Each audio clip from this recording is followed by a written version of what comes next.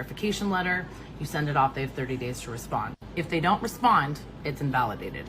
Most of the time they will respond and it'll say, sorry, we don't have the information needed to collect this debt is now invalid. You send that into the credit bureaus and it's wiped away as if it never existed.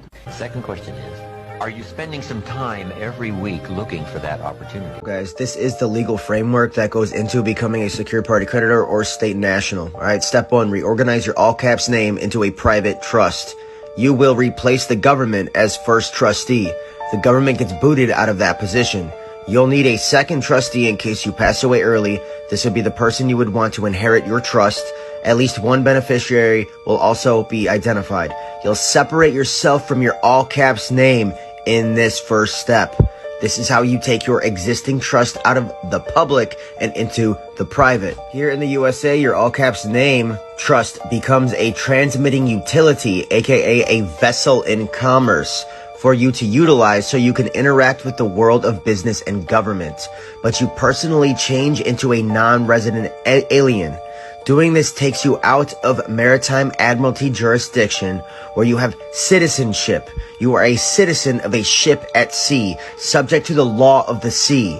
And this process places you back into common law, law of the land, whereby you are only liable for crimes with a victim, such as murder, assault, and fraud, etc. This alone alleviates you from all kinds of liabilities stemming from statutes, acts, and codes. Also in step one, we will generate a security agreement between you and your all caps name trust. You will pledge everything you own to the irrevocable private trust and agree to grow and manage the trust. Meanwhile, in exchange, the trust agrees to pay for all your personal expenses, whether it's a cheeseburger at McDonald's, a trip to the dentist, or rent money. Going forward, whether you earn income from your job or a business, it can all go into the trust as a gift for a future beneficiary. In this first step, you also get a hold harmless and indemnity agreement, another level of protection for you and your trustees so you're not liable for any mistakes you might make in operating the trust. You also get a common law copyright notice of your name so that anyone trying to use your name in commerce, such as a cop, judge, or even the dog catcher, LOL, is subject to licensing fees of $500K per occurrence. Give them a copy first as a warning. If they try it, they are liable next time. In the USA, one also gets a taxpayer identification number for their all caps name trust from the IRS for banking. We help you check all the right boxes when applying for the EIN. Note, the all caps name and social security number are still yours to utilize, however, so you don't give that up. Now, you operate your all caps name trust as a trustee, but you are separate from it. It's not you any longer. You are no longer a surety for the straw man. Note, driver's license, passport, and professional licenses, all this kind of stuff you use like normal, only now it belongs to your trust.